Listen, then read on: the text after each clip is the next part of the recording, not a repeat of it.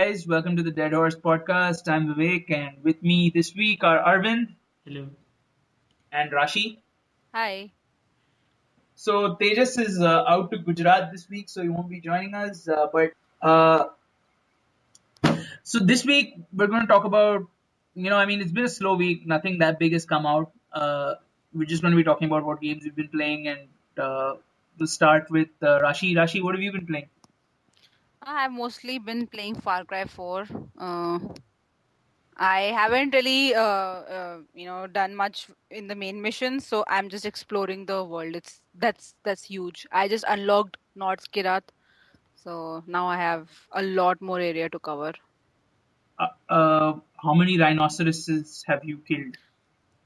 You should be asking how many rhinoceroses have killed me instead. They just sneak up on you, you know. Wait, I Sneak haven't. up on you. Far Cry 4 Yeah, has they kind of. rhinoceros. Yes, they have rhinos, they have bears and tigers and snow leopards. Yaks as well. Yaks are crazy. So yeah. They even have crocodiles, by the way. I fell down once in a lake and then this crocodile just attacked me and I'm like, what? that was awful. It's seriously a lot of fun. Like I'm enjoying exploring the entire place more than doing the main missions. Main missions are like okay, theek hai, ye karna hai, boring. They're slightly boring in my opinion, and the story, well, I don't even know what is going on in the story anymore. But it's fun liberating outposts, and the best part is like I have a friend I play with, so we play co-op, so that's tremendously fun. Okay. So like, is co-op fun? This is a question I ask always. Is co-op just fun because you're playing with your friend, or is it fun because they've designed this game for like co-op specifically? No, they haven't designed this game for co-op. It actually feels like it's kind of confused whether it wants you to play a single player or whether it wants you to, play co-op. Uh, in that is what I feel. And even though it's fun playing with my friend, but uh, once you liberate your outposts and all, then it kind of gets boring. So the only reason we are having fun at the moment is because I still have a lot of outposts and I have like one more fortress left to liberate. What's the difference between outposts and fortresses? So outposts are basically really small in size and there are like maximum of 3 alarms. And the fortress on the other hand is, first of all, it's enclosed, so no animal from outside can come inside. So like in outpost, what I can do is I can just throw bait and a bear or a tiger or someone will come and like fuck shit up for you, and that's one difference that it makes. But fortress has around 4 alarms and it has a huge number of people, enemies, plus like a couple of dogs or something, so it's really really hard. In fact, in fortress you need another person to help you out, clear them out. Yeah, outposts are still easy. Okay, what was your favorite method of like operation? Stealth. I use bow and arrow or a sniper. And I usually throw bait around, so animals do my half my work for me. Unless there's a heavy around, that heavies are pretty tough. I have, in fact, I attacked around two outposts while sitting on an elephant. That was fun. That was a lot of fun because elephants are like they're powerful, and no matter how many cars are coming in front of you, one swing of the trunk and the car goes down the cliff. And you can, like, I'm assuming you can, like, can elephants jump? That would be weird. No, they can't. But my friend, he made an elephant jump off a cliff, and it's like the elephant did a leap of faith. That was hilarious. I wish I had recorded that. That was The hilarious. elephant, Both of us the died elephant make, laughing. Poor thing. did the elephant make it? Did it No, no, survive? obviously not. It did not I survive the fall. My friend did. mean, I don't know. And both of us were like busy laughing. So I mean, Far Cry in that case, I mean, there's a lot of crazy stuff to do in Far Cry. Like there's this airport in the game. So there's an entire runway, and runway ke end mein, what happens is the road kind of curves slightly upwards, and you can basically take a car and just rush down the runway, fly, and get out of your car and open your wingsuit and just glide around. That's I mean that's a lot of fun. And the other day, one of my friends posted that he was falling out of the sky, and instead of opening his wingsuit, he didn't open it. He just fell on top of a guy, and he basically, did a he did a takedown from above. He took an Hmm. enemy down from above. So मतलब कुछ भी हो रहा है उसमें. Uh-huh. So yeah, Yeah, it sounds quite good. it's fun only if you don't want to play the side quest, the main quest. Hmm. I mean, doing all this kind of stuff is hilarious. And the reason I said that I feel the game is confused whether it wants you to play co-op or single player is because sometimes it feels like the second player is not really there. Matlab, Hmm. the enemies, the people will interact with you, but they're totally ignoring the other guy. They're like, okay, pata nahi kaun Hmm. hai ye. It's as if he doesn't even exist. Uh, And a few obvious bugs, like there's this armed escort mission where you basically sit on top of a truck hmm. and you blow anything that comes your way, any enemy that comes your way. So that the other day, me and my friend were doing this, and he sort of jumped and fell off the truck. Okay, and instead of the truck stopping for him, the driver said, okay, I'll wait for you, don't be late, I'll wait for you. He just keeps going, so I had to eventually like jump down for my friend to catch up, and the truck was like stopped only then. So Oh. I mean, ये obvious थोड़े से bugs हैं, but Hmm. ठीक है, they're nothing game breaking as such, but हाँ है. Yeah. I mean, bugs in Ubisoft games are rare, so. Oh yes, very very rare.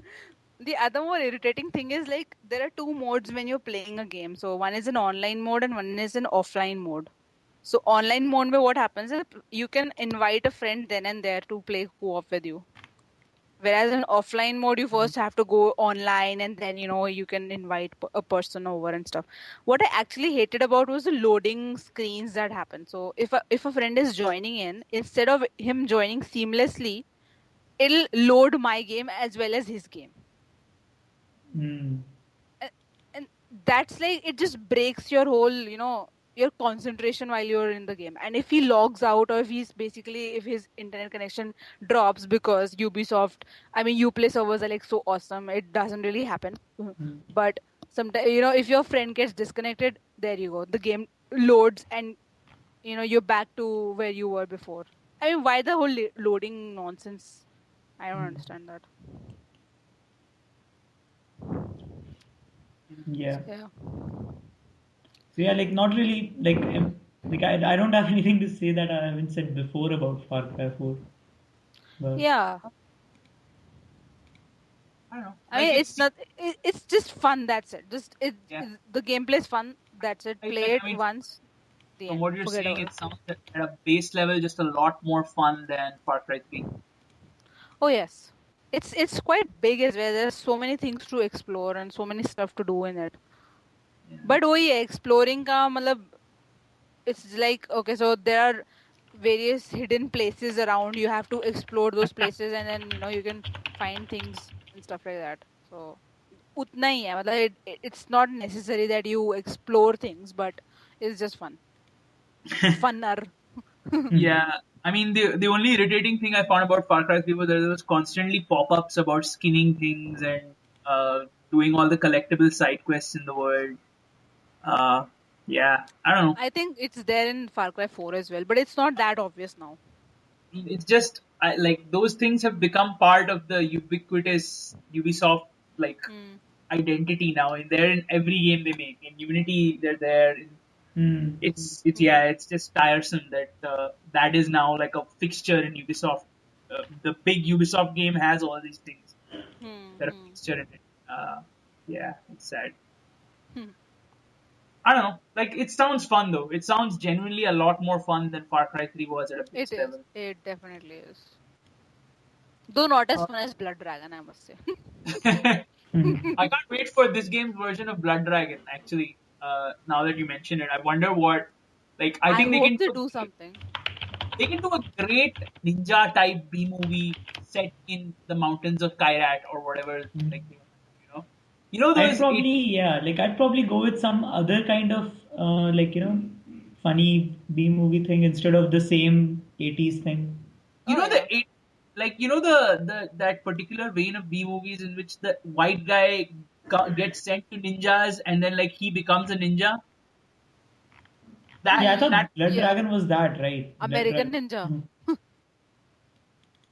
Yeah, American Ninja, yes. But there's like a huge there was a set of films that were set like that had that kind of story for a while. Uh, Like the white guy lives amongst the Oriental Mystic East Yeah, and learns. yeah, yeah. There was this thing. oh, which Uh, reminds me, I don't know, for some reason this reminds me of the fact that if you guys have you guys seen Arrow, the TV series? yes, So yes. how I mean, it's like so easy for these people to learn how to shoot, aim and shoot a bow and an arrow. Sorry, and it's just so easy. Everybody's like, okay, थोड़ी देर बाद देखा तो he or she is like shooting arrows all over the place, right on target. क्या? And they're really good at it. Yeah, and they're really good at it. Uh, like I mean, in that show, he learns not just that. He learns how to fight like a champ. Like I think in the space of a few months, he becomes like a fighting machine. Uh, But then the same happened in Far Cry, so yeah, whatever. I mean, in Far Cry, it's not a few months. In Far Cry, it is like I think I became a fighting machine as soon as I got a gun in my hand, which is the first Yep, 5 minutes. yep. Yeah. Uh, at least Far Cry 2, the excuse is you're already a fighting machine because you're a mercenary. Hmm. There's a reason for you to be able to fight in that game.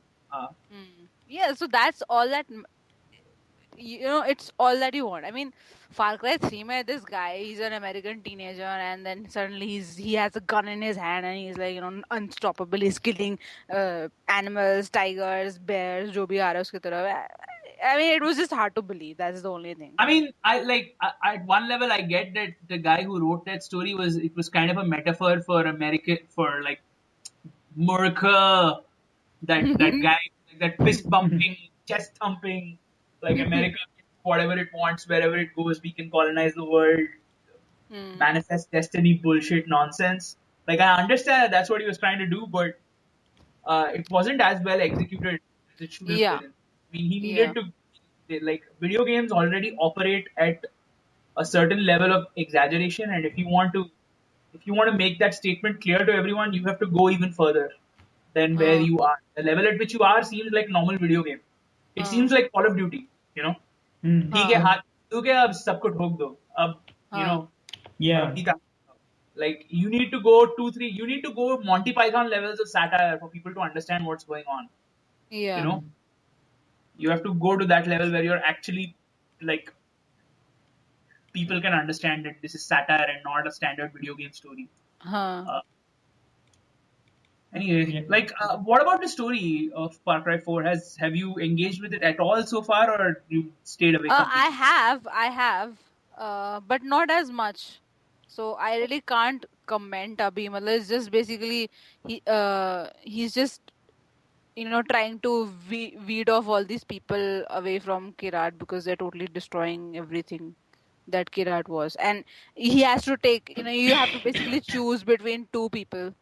Uh, so one is Amita and the other is Sabal. Okay, so Sabal is all traditions and he's basically old in his thinking, whereas Amita is very very new in her thinking. And I mean, she's modern in her thinking. She's like, we need we need new culture here. ये तो हमारा पुराना tradition ठीक नहीं है वगैरह वगैरह करके. She's like that. So they Oh, keep having they are on oh, loggerheads with so the each other. Crusader Progress is called Anita? That's not sudden at all. Oh my God, they have infiltrated our video games. Oh no, what are we going to do? This Uh, conspiracy goes all the way to Ubisoft. Yep. No, but yeah, like I mean, like obviously, like yeah, Far Cry is probably not the like place where people go for like the deep storytelling, except Far Cry 3, which was too deep that like nobody got it. But the depth was just like all the way to the bottom of the Marina Trench. Uh, there was so much depth there. yeah, Anyway, uh, Far Cry 4 sounds like fun. It definitely is. Pick it up in a sale. I'll seriously tell you, pick it up in a sale.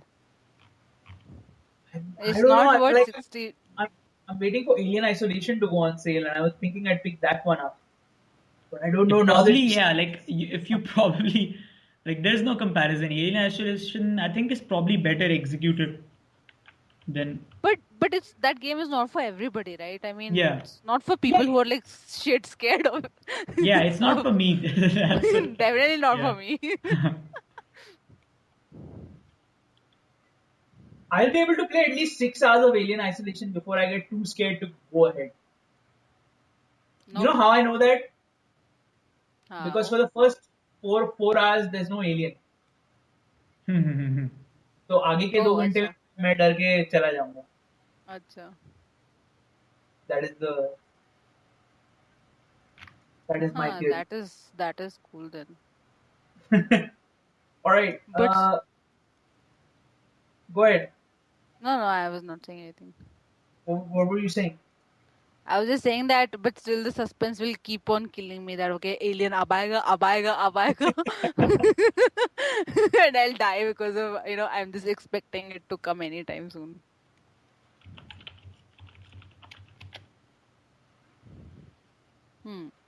Yeah. So let's move on to some other Yeah. game. You've been playing Shadow of Mordor. More Shadow of Mordor.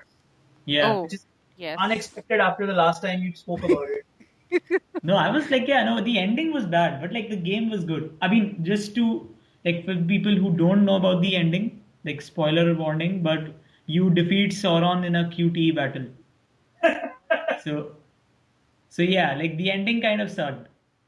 So I played the first bit of DLC, which is called Lords of the Hunt, and it's a strange. It's like the typical, kind of phone it in season pass DLC, but I still enjoyed it. It's phoned in the way that it takes place in the same sandbox, the second one from the Okay. game, but Okay. but it's like you battle Beastmaster Urooks. So Beastmaster Urooks have like 4 or 5 different added properties. Like one of them can ride a grog, but that just means you like shoot grog with 4 arrows first. Then like the grog is dead, and then you fight the guy with the same tactics. Then one of them can befriend ghouls.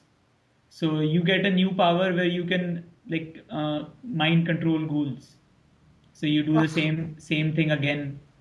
Uh, just like the ghouls around him, mind control them, then use them to attack him because he is invulnerable to stealth, combat, archery, everything. Whoa. Yeah, it's like they are like scripted missions basically. So you play it the next time, the same properties of the people will be there. Well, at least it's good that they've committed to creating custom content just for this DLC. Like that's better. It's better than the older ones where you just got skins of characters and you sent them to Yeah, fight. like most of the season pass stuff is just filler. Like there are 3 missions which what you do is you go to the mission thing. One predetermined orc comes in, captain, with 5 of his people, and you kill him. So that's like 3 of them. It's like 15 minutes of additional gameplay. Then there's this. So there are 5 orc leaders. One of them is you have to kill. There's a new type of Karagor, which are called Karagats, and are thus completely different from the original So one. are they cats? No, they are like they are like hyenas. Hmm. Like they look basically like buffer version of the Lion King hyenas. Okay. The only difference between these ones and the one in the main game is that you can stealth while you are riding these. Oh, okay. Yeah. Cool. Yeah, it's nice. Yeah, I mean, it's not groundbreaking or anything. I mean, Yeah, most of the obviously. time, it's not much different. Then there's, uh, yeah, so one of them rides a Karagath. That's three bosses so far. Then the fourth one rides a Grog. No, there's a different Grog. It's like there's a different kind of Grog which uses which launches projectile vomit at people. So it's Eh. like, I mean, it's not really icky. It's just like random like fluid, which is, see, it doesn't really matter. Uh, so that's, I don't mind the vomit. What I minded was कि क्या है ये? yeah. Yeah, I mean, it's sort of the thing where they made like, it's you are just phoning it in. You make as little content Uh, as you get away with, and the rest you keep the same.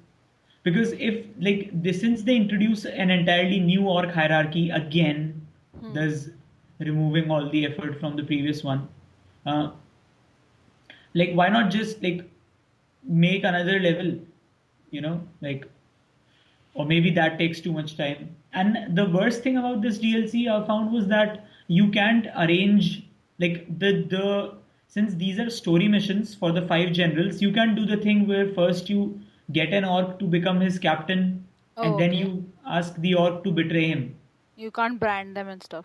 Yeah, you can't brand them because they are like destined to die in the story. The awesome story, as we all know, of Shadow of Mordor. Yeah. Yeah, like I Gripping. literally couldn't tell you what happened in this plot. It's that like light on in this DLC. Like yeah, like I don't even know. Like Tovrin is doing like, the dwarf guy. Huh. He is doing something, and then he's like, oh no, but five Beastmaster orcs are there conveniently five because of the structure. And then at the end he just leaves for some other place. He's like, yep, my work here is done. Bye. And then Talion is like, bye. And then he turns around, and then back to Because game. Yeah. So I was like, yeah, yeah, fine, yeah, great. क्या हो क्या रहा है ये? Yeah, I mean it's like yeah, they didn't bother. The next DLC is like the story of Celebrimbor, like how he did the army thing against Oh, Sauron. they So I still hope they're really not gonna do the like Ratbag's revenge. That's never gonna happen now. the funny thing is if you go to their like the Steam forums, which I had to because one of the missions was very weirdly bugged. So I had to ask people if this was only me or something. Hmm. So so I went there and like in the first page, roughly five of the 10 threads are can we play as an orc? That question mark. I mean, it's Hmm. perfect. Yeah. This game is perfect for doing that because you Yeah. inhabit their world, and their world is better realized than the world of friggin' humans, right? Yeah. Like Yeah. Yep. humans. And like since this game, like what does Stallion do in this game? He does things more brutal than any other orc in this game. Yeah, Like there's no difference between him and like an Uruk by the end of the game. yeah. Yeah, in fact, like this, I still think this game would be better if like it would be like same keep the Celebrimbor thing, but Hmm. he by mistake gets bonded with an Uruk. So then you can have the elitism of the elves be like ha ha ha I'm better than the Uruk. Then That's the such an amazing buddy cop comedy, right? yeah. Yeah, like it's like like I seriously think that Talion was there just so because they didn't have the confidence that this wouldn't sell if it didn't have a look-alike of Aragorn and Jon Snow as the main hero. I don't know. I think that Shadow of Mordor is like it's a great game. I had a lot of fun with it. Yeah. and it's almost certainly the one of the best big budget games I've played all year. Oh yes, definitely. Like I mean, Yeah. it pushes the envelope in terms of systemic design. It commits to systemic design. That's what I love about Yeah. it. Yeah. You know, it doubles down and says our systems are going to be what's fun. We're not going to commit just to mission design and like linear storytelling, and the missions will be what's fun. No, it's that our systems are set up to like create interesting situations, and that's led to some like really interesting narrative design because of what they've done there. I don't know. They Yeah. did a Like, they made an interesting game according to yeah. me. But yeah, like it's just that like it's a great game, but it could have been an even better one if this part would have been better, you know? Yeah, Since for sure. yeah, since like that's why because like since I can't find fault with the like even though there are no real significant new mechanics in the DLC thing, but the core gameplay is so much enjoyable that I still finished it because I was just happy for more Shadow of Mordor, you know? So Yeah, that's understandable. Like, I mean, Mm. like you want this game. I want to see how this game evolves. I want to see the next thing that these guys do because they made a really, really good game. Like, I mean, that studio's pedigree is now, like, I mean, yeah, it's gone one notch up because the last game they made was Batman Arkham yeah, Origins, and from yeah. that they evolved to this. So it Yeah. clearly shows that given time and the Hmm. space to make something good, they can. You Yeah. know. Yeah. I So, hope that the in the next one they're not satisfied with their formula. yeah. Like the Assassin's Creed thing is. Oh They God. should like what I would want from the next one is like since they will no doubt make it in the LOTR universe, is that you play as an orc, more detailed orc hierarchy. Leave the Yes. story if you want. Nobody cares about the plot. And increase the Yeah. ways with which you can manipulate that system. Yeah. Yeah, yeah. Yeah. You give people more options. Give them the option to poison orcs. You already kind of have that in Hmm. there. Now just put it in there in like a serious way where you can Yeah. actually poison an orc and like Yeah. I kill them think that way. And like make it Crusader Kings too, but in Shadow of Mordor. yeah, no, that's really interesting because I think one of the reasons why so many people want to play as an orc is because if you are in the system, like Talion is outside the orc hierarchy. He's like a free radical. Like Yes. for him, it doesn't matter if this guy is a war chief or if this guy is a captain or a Uruk. He's just going to fight all of them. Yeah. But if you are an Uruk, The then you factions have to, matter. yeah, Yeah. if like how like some uruks can have rivalries, expand the system so that some uruks can also be friends. You can call your friend There's for also that, and like mission. it's not necessary that if you're playing as an orc, you're an uruk. Like orcs Yeah. have their own hierarchy, right? Uruks and the Hmm. normal orcs don't like each other, Hmm. and you know even that's an interesting dynamic to play with. Like there's so much more fun in that game if you just play as an orc. Yeah. Uh, As soon like as you are like as you are as an orc and you are inside the hierarchy, then all sorts of things open up. Like yeah, you can try to become a bodyguard of this guy yourself, war Mm. chief, yes, but to do and that you then have to, assassinate him, like yeah. gain his trust and then assassinate him. Yeah, You or can like first, like, take care of his rivals, and then when he, like, in his victory speech or something, just like stab him in the back and be like, yeah, The I'm Lannisters the, send their regards. yeah, yeah, oh, that's so good. Actually, yeah, it would be even better if, because this is Lord of the Rings, we should say the Bagginses send their regards. yeah, yeah. It would no doubt, yeah, be because, like, yeah, I think a properly done sequel where they're not like happy to just rest on their laurels Yeah, can really be one of the standout games of this generation. easily. Like I think this is already a standout game. It comes close to being great, but Hmm. it ends up just being a really really good game. Yeah, And that's a bit unfortunate, but I take what I can get. This wasn't a banner year in terms of AAA releases, sadly. yeah, Yeah, Uh, it was surprisingly quite nice. like I mean, Wolf Among Us, I guess, was a good like yeah. that was I a good. played like. Have you guys played Wolf Among No, Us? please, please don't spoil, Okay. please. I've read the comics. I've read No, the no. Yeah, I comics. won't spoil. Yeah, I won't spoil अगर because spoil किया तो you have to gift me the game. yeah, no, no spoilers. Like, so anyway, Arvind, now I'm that we're okay with you spoiling it and then also gifting me the game. No. Okay, so Wolf Among Us, I've been playing it, and it's a good game. Like the episode one starts really strong. It's a but like I think the in the middle, because this game, I don't know if Walking Dead 1 had this too, but like Walking Dead 1 also had like couple of 1 or 2 week episodes in the middle. So I don't know if it's a telltale thing or it's because of the switching of writers, but all 5 episodes I think are from different writers, and the quality varies depending on Yes, who's yes, writing them. yeah. All 5 episodes do have different writers. I mean, Hmm. uh, like I think a couple of episodes have the same writers, but Hmm. not never continuously. Ah, yeah. I wonder why that is though, because when I with Wolf of Us, it's very strange because what I liked about Wolf of Us was that the setting had the potential to surprise me. Like it did surprise me, especially when you look at like you guys know about the Fable setting, right? Uh, Yeah, No.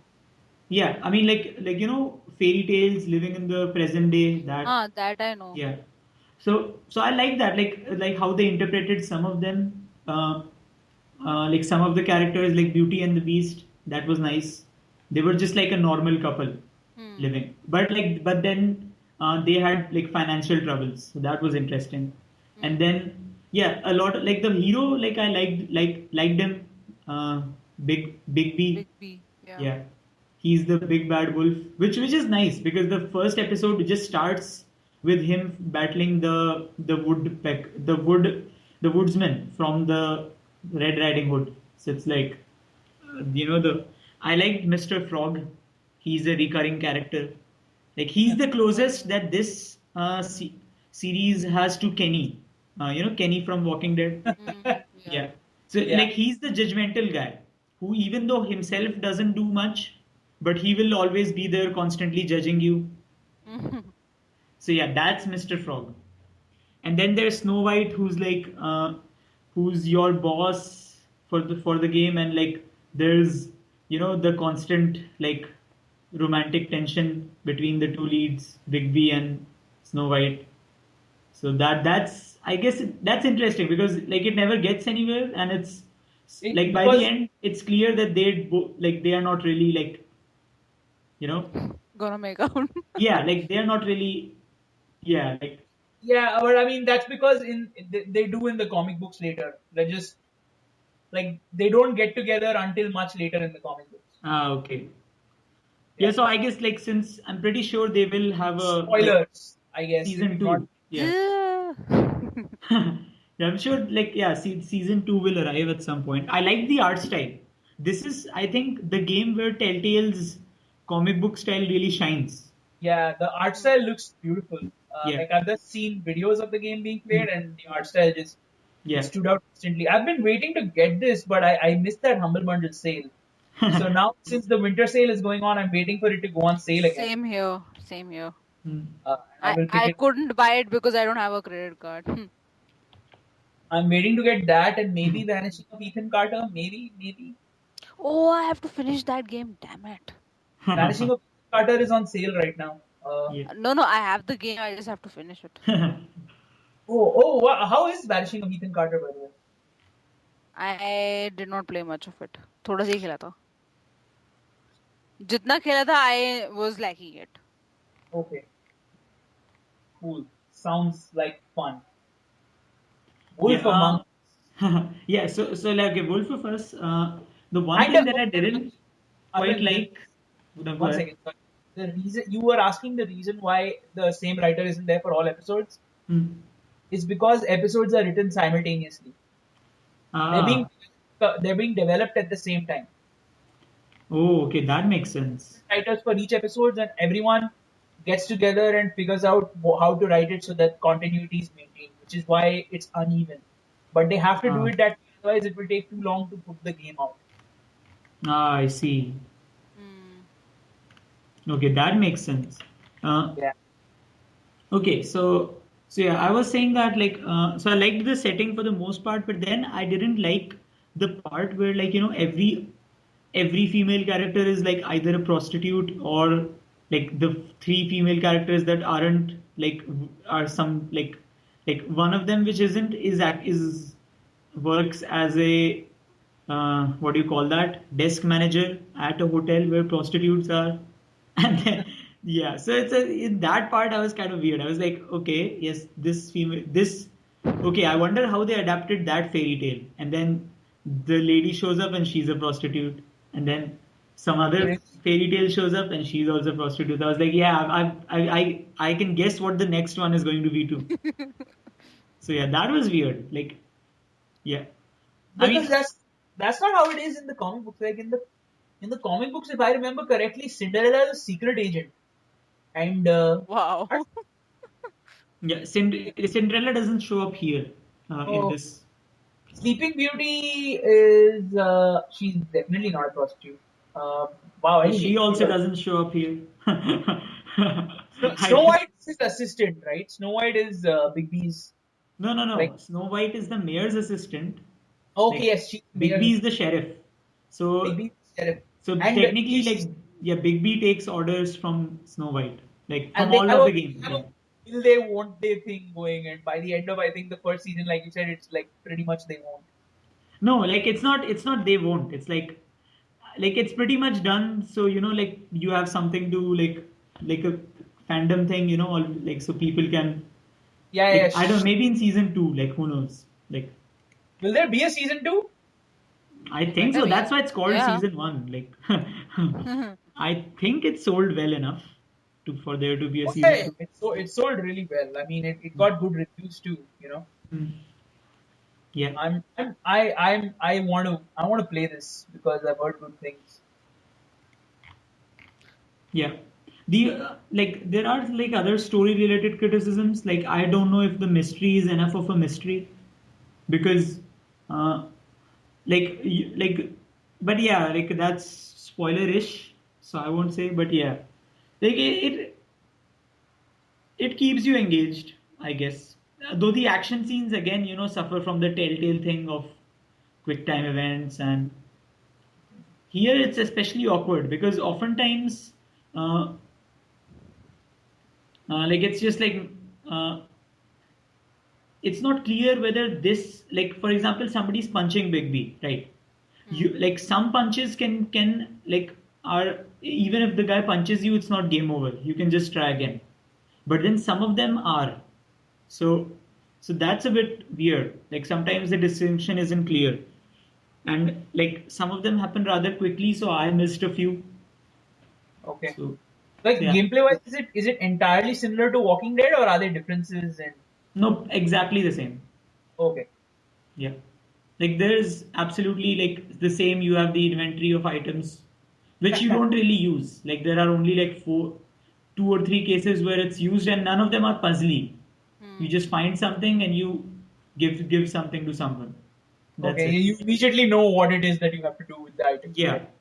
Yeah. It's not even it's not even that. Most of the time, in fact, you find this in the same room as that. So you just pick something from here and give something to that, and that's it. Okay. So yeah, like yeah, it's not. It's even less puzzly than The Walking Dead. I mean, at least Walking Dead had the thing where you sometimes had to craft something for somebody, but here it's nothing like that. Interesting. It's definitely, it seems like this formula is working well for Telltale at the moment because Mhm. now they've implemented the same thing in Game of Thrones as Yeah. well as like they have a bunch of Yeah, franchises going now that could go for a really yeah. I just conceivably go for a pretty long time. yeah, Borderlands. yeah. Game of Thrones, Borderlands, Minecraft. Oh my God, Minecraft. We how? Yeah, Yeah, Minecraft story mode, which is like, it's definitely the strangest. Like Game of Thrones is a no-brainer. Like as soon as yeah, Telltale did Walking Dead, you think, yeah, Game of Thrones, fine. yeah. But Borderlands is out of the blue completely, right? yeah, but according to the reviews I've read, people seem to really like it. And yeah, I can see like how it might work. Like Borderlands as a setting isn't very well detailed, so Telltale can just come in and do their own thing without really bothering like whether it would upset lore or something. I mean, Borderlands is pretty much like Mad Max with humor. That's it. Hmm. So you can pretty much do your own thing and like not because Borderlands, it's not like there's some key lore detail that if they mess up, then Borderlands 3 will be ruined. Oh my God. Mm. Yeah. So there's no stakes. But with Minecraft, it's like first of all, it's probably going to be Telltale's most successful game straight off the bat because Minecraft. And like this is like key to note is that this is the first follow up to Minecraft. The first computer related video game thing that Minecraft fans can buy after Minecraft. So so I am willing to bet that without even like knowing how this will pan out, this will probably be Telltale's best selling game yet. The Minecraft thing. Yeah. Just because of how huge Minecraft is. Do you really think that? I don't know, man. I don't see the potential here. Like, who wants to buy a Minecraft story mode? The same people who buy Minecraft plushies, Minecraft sofas, Minecraft, I don't know, IKEA furniture, whatever Like, there I mean, is. yes, I know there's Yeah. a huge population of those, and even if Yeah. like if there's 15 million Minecraft players, even if 1 million buy it, that's Yeah. huge. I know, but And I I don't mean, yeah, this side is like gonna, yeah, the key thing to also note is that this is Microsoft's game now. I know. So they will put it out everywhere. There will no doubt be TV commercials about this. It will show up on Steam. First Minecraft related thing on Steam. Then Prime placement on Xbone, and Sony will obviously do that because like who doesn't Yeah, want to promote Minecraft? So I get. I'm sure. yeah, so this is basically like like there's a whole juggernaut behind this now. So even if this is the poorest product, I'm pretty sure Telltale will completely like uh, Blow your mind off. well, will not blow your mind, maybe blow a financial analyst's mind, but it remains to be seen if because the essential appeal of Minecraft is that everything is a canvas. Like the player character is a canvas, like the creepers even are a canvas. Nothing is really like there's no story because you do your own story. So see, I don't know how it will work. Like it's has me very skeptical, but at the same time, I can see why Telltale are doing it because, like anybody would be silly to turn down an opportunity like this. Hmm. Interesting.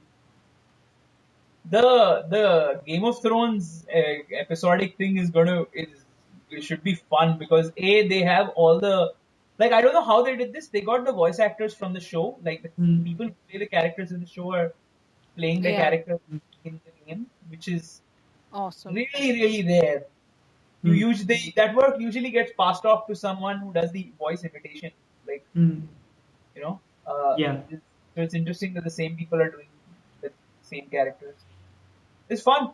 Like and Game of Thrones is kind of like it's the kind of format for which the Telltale adventure games were built ever since The Walking Dead came out because like everyone is scared of who is going to die almost immediately.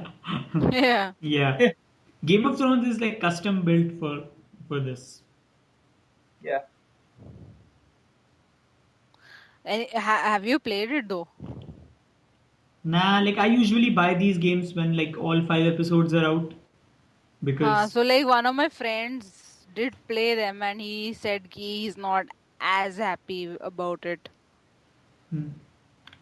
So पता नहीं. Let's see. Yeah, I mean usually yeah, like it first episodes are kind of yeah weird like that. Like in some cases like they are the standout in others yeah but yeah like I'm pretty sure they will figure it. I just hope Telltale don't like overextend themselves because ultimately any formula will get old. Just ask Ubisoft. So yeah, like eventually this is like they will have to do something different with their formula.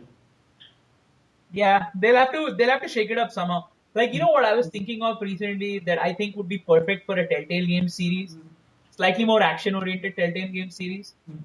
If they did the Phantom, uh, Oh, you mean that the Phantom, the comic one, the one yeah with the skull and yeah oh the Uh, the ghost who walks.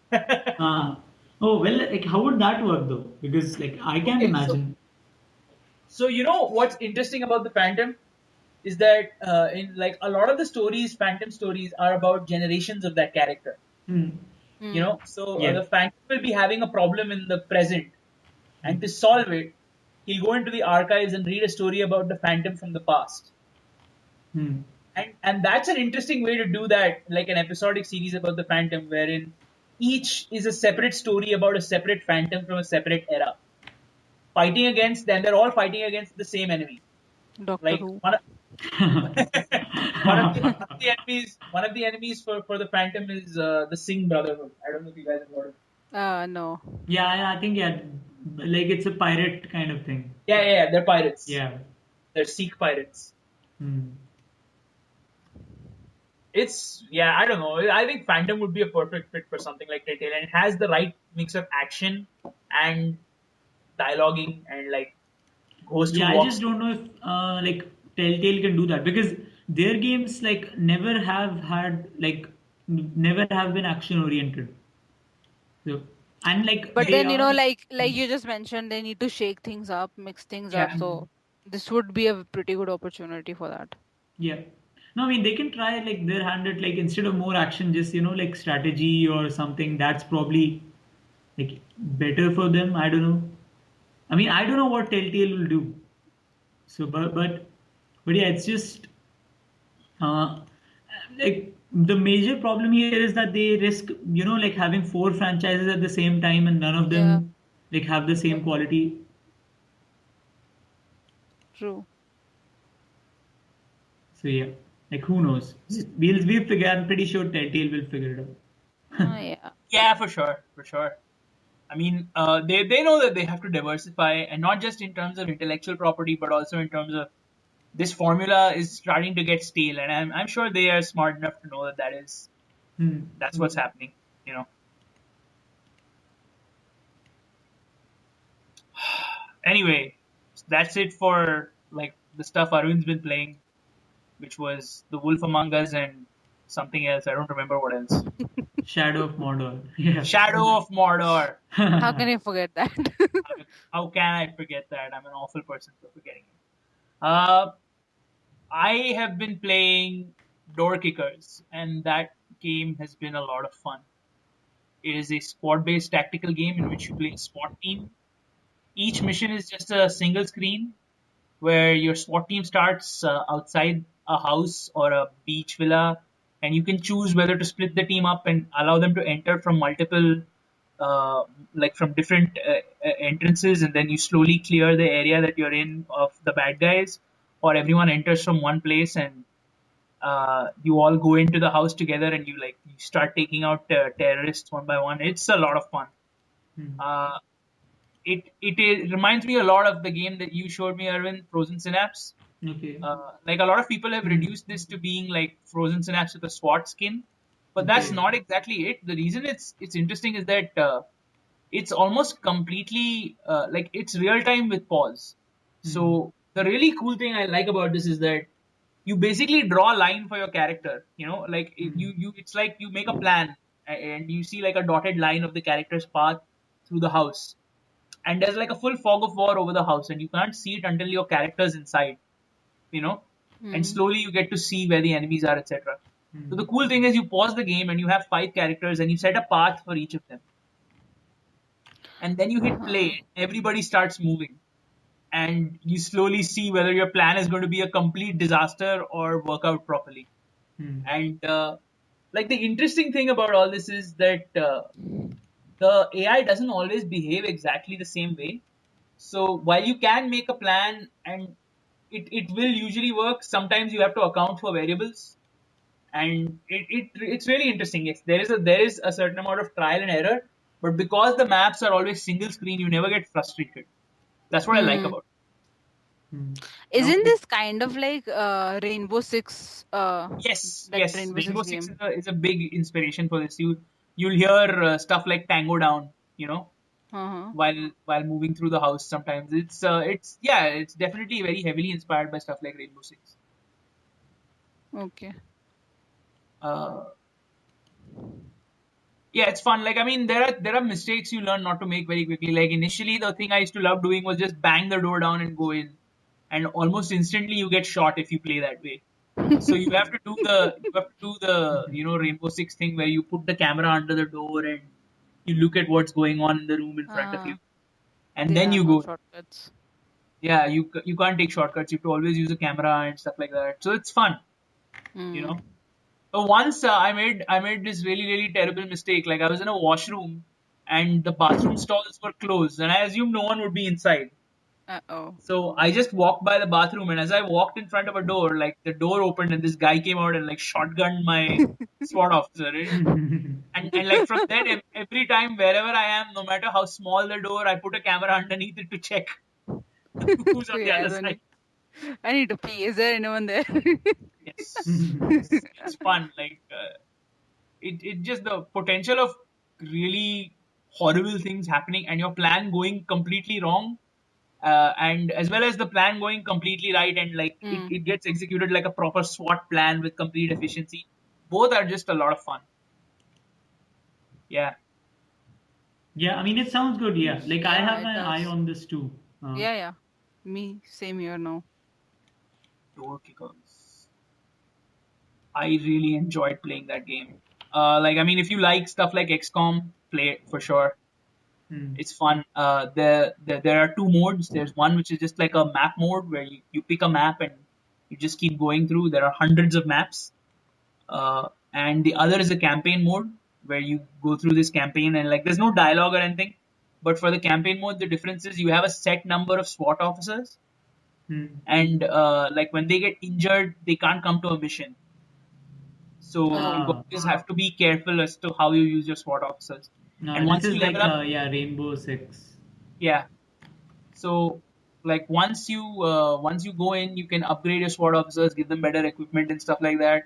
So the XCOM thing where you don't want senior guys to die comes into play Hmm. quickly. Uh, yeah, like I'm having a lot of fun with this game. Uh, it's just like the amazing thing is it has that civilization thing where you're like just one more game and Hmm. it's 4 o'clock in the morning. Uh, Ah, it it seriously.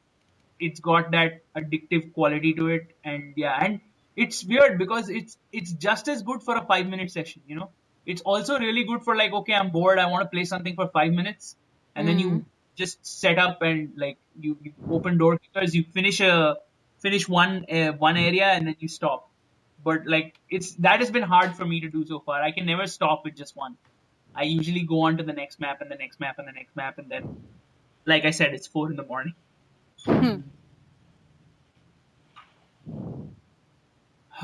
Interesting. I need to check this game out. Door kickers. It's fun.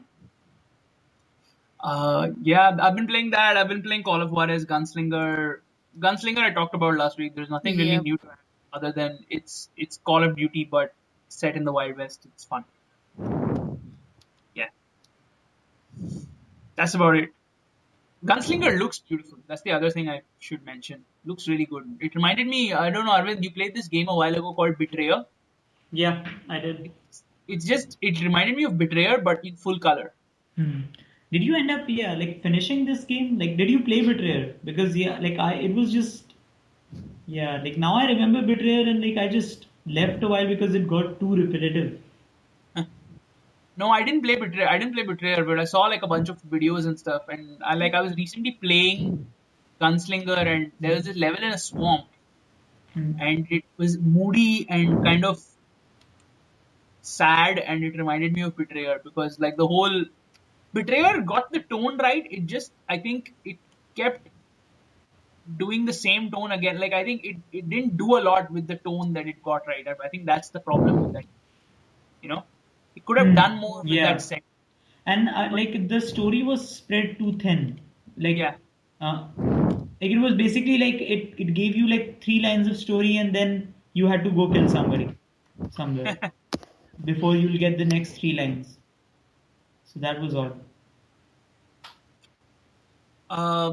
So yeah, that's what we've been playing. As for news, there hasn't been that much news. Like recently, I don't know if everyone has read it. There was an interesting article on this blog called Gameboat called the Bank of Gaben. Yeah.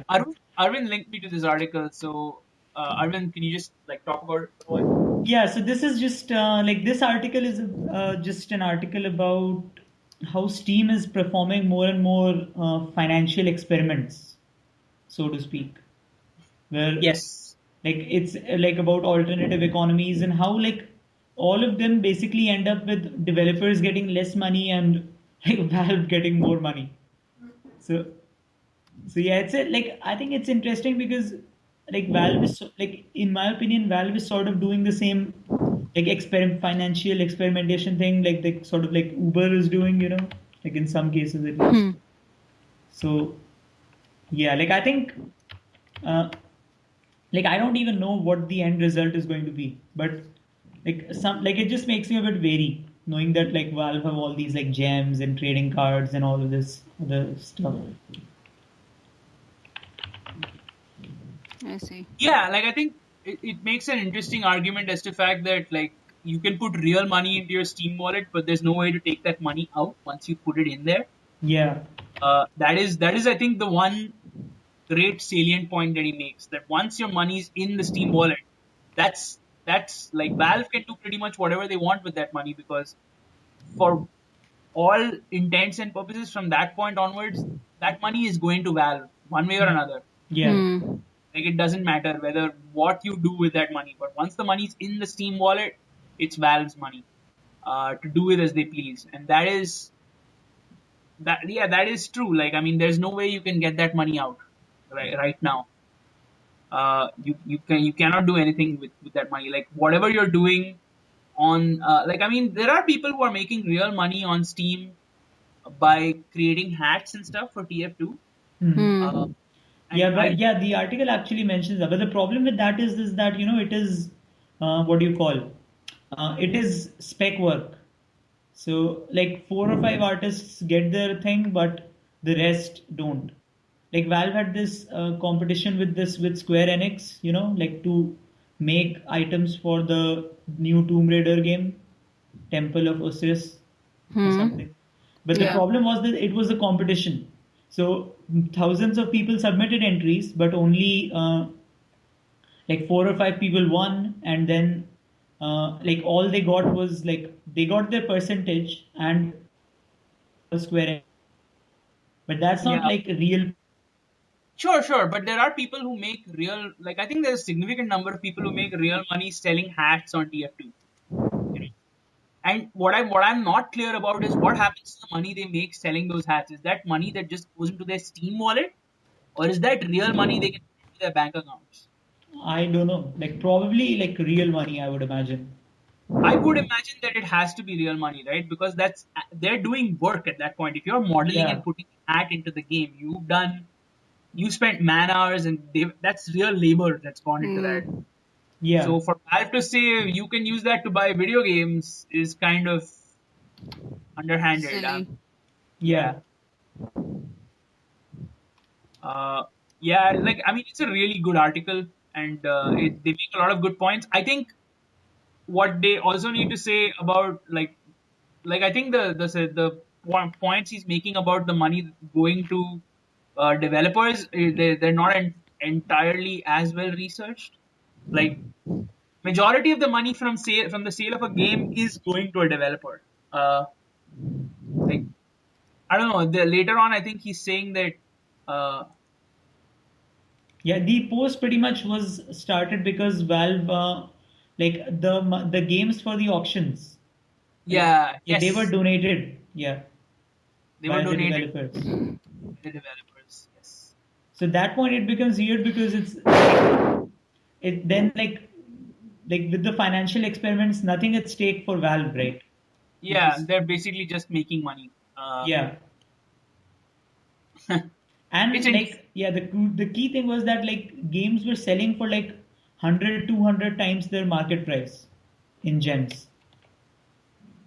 So like Valve until this time has made people pay less for games with on sales, but with this auction stuff, now people are paying like 100 200 times the amount of like gem money slash gem slash Valve Yeah, bucks. I think they've. like they've been doing some really like weird experiments with with the in-game Steam economy since they hired like a professional economist to just run their stuff. And that guy, I think, he's a really smart guy. He's one of the people who predicted the European Union financial crash. You know, this is a really intelligent person, and he's been running Valve's in-game economy, I think, for the last 3-4 years. I don't remember his name, but I remember reading an interview with him talking about how he joined Valve, and I think he was one of the people who said that Valve's like annual income is somewhere in the range of $1.5 billion, uh, which is insane if you Wow. think about it. Like this Yep. is a company that, like, I mean, not so long ago, this was just like a company that made Half-Life, and now it is just so much more. And like you gotta hand it to Gabe Newell and the guys at Valve. They've changed this industry in a major way, and like the reason indie games can actually have a market to a large degree is because of Steam. You know, like despite all the barbs that come their way, that is something that must be acknowledged. The indie games have a market today because of Steam. Uh, Now, what happens to that market and how it evolves is going to be fun to see over this generation. It's obviously going to change. Nothing is static in this industry. Uh, but yeah, like they're doing some weird things with their economy. There's no doubt about that. Arvind is silent. Yeah, I don't really know what to say about this. Like, Rashi, what do you think? I don't know. I just wait and watch. That's all I can say. Okay. Should we call it? Is that it for today? yeah. Is there anything else that anyone wants to talk about? Anything that happened in the world of video games? Hmm. I don't. No, seriously. All right. All right. Okay, guys, that's it. That's it for this week. Tejas will be back next week, and we will finally be doing our Game of the Year podcast where we come up with a top 10 list by fighting with each other over whose games get to be on the top 10 list. Let's see how that goes. Hopefully, we don't end up hating each other. Should be a fun. I see a lot of arguments with Arvind Oh yes. on the horizon. I can predict that that is going to happen. I shall get my popcorn.